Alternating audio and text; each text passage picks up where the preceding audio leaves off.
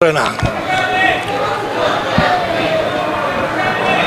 যে মানুষটির জন্ম না হলে আমরা আজকে বাংলাদেশের নাগরিক হতাম না। যে মৌলানা ভাসানীর জন্ম না হলে পাকিস্তান হতো না, পাকিস্তান না হলে বাংলাদেশ হতো না, বাংলাদেশ না হলে আজকের আমাদের এই অবস্থা হতো না। তার অনাদর দেখে খুবই কষ্ট লাগে, খুব খারাপ লাগে। আজকে সকালে যে পত্রিকাগুলো পড়লাম তেমন কোনো পত্রিকাতেই হুজুর মৌলানা ভাসানীর খুব একটা উল্লেখ নেই। দুই একটাতে আছে খুব ছোট করে, একটা দুটাতে দেখলাম সেই ভিতরে। অতি সম্প্রতি বাংলাদেশে একটা মারাত্মক পরিবর্তন হয়েছে, কিন্তু অতীতকে বর্জন করে, অস্বীকার করে এই পরিবর্তন যদি কেউ করতে চায় তাহলে সে আহাম্মকের স্বর্গে বাস করছে। দুদিন পরে তাদেরকেও এরকম হতে হবে। মানুষ খুব আশা করেছিল, কিন্তু গত এই 3 মাসে মানুষ সে আশার মতো ফল পায় নাই।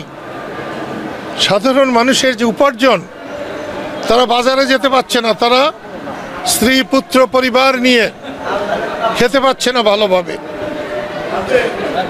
তারপরেও মৌলানা আব্দুল হামিদ খান ভাসানী, ওলিয়ে কামেল, এরকম অলি, এরকম জনগণের বন্ধু এই উপমহাদেশে খুব কম আছে।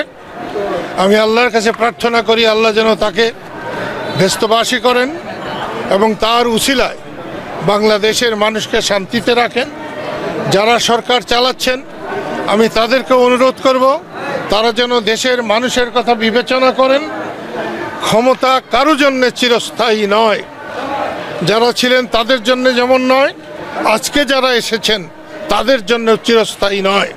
সেই জন্যে দেশের মানুষের কথা চিন্তা করুন, মানুষকে সম্মান করুন, অতীতকে সম্মান করুন। যাদের এই দেশের জন্য অবদান আছে তাদেরকে যথাযোগ্য সম্মান দিয়ে রাষ্ট্র চালাবার চেষ্টা করুন। এবং এই সময় আমি বলবো, আমি রাজনীতির সময় রাজনীতি করেছি, আমি এবাদতের সময় এবাদত করেছি, আমি যখন নামাজ পড়ি তখন নামাজই পড়ি। তারপরেও বলছি, এই অলি কামেলের মাজারে দাঁড়িয়ে বলছি, এই দেশের মানুষ চায় গণতন্ত্র, চায় ভোটাধিকার। শেখ হাসিনার এই রকম ন্যাক্কারজনক পতনের প্রধান কারণ তিনি মানুষের ভোটাধিকারকে সম্মান করেন নাই।